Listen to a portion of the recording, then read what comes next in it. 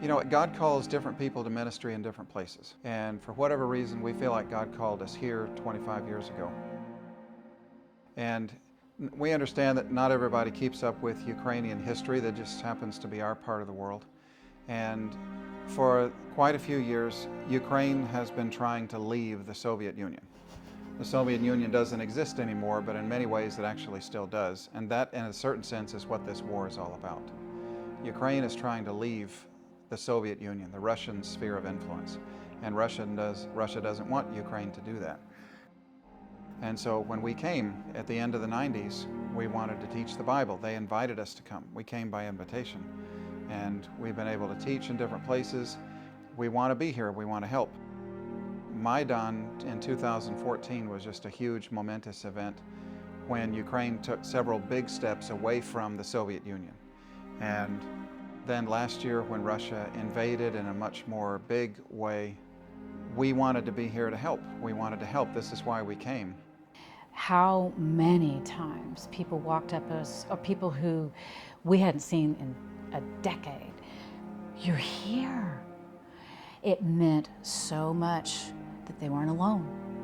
In fact, there were billboards all over town advertising a local TV station. You are not alone. People were really feeling alone.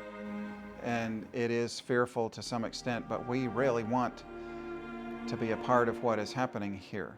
This country, in a larger sense of leaving the Soviet Union, but also the church here just being more and more established and seeing people come to Christ and seeing the church go stronger.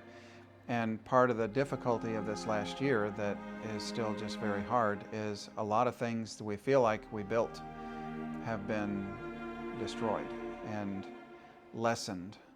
And so it's like somebody throwing a big rock into a pond. The water, just everything scatters. I remember seeing pictures of people that I taught laying on the street in blood. And I feel like there have been unbelievable losses. And that pain is intense. And if I simply wept every time I felt it, I would just be in tears all the time. So I don't do that very often.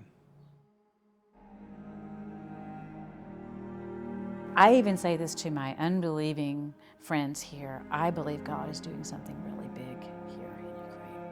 I don't know what it is, and I'm not going to try to be a prophet, but this much energy and the world's attention for such an extended time.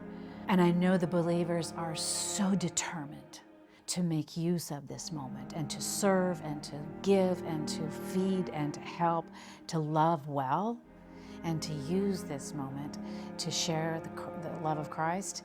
And it's amazing to watch. It's wonderful, it's exciting.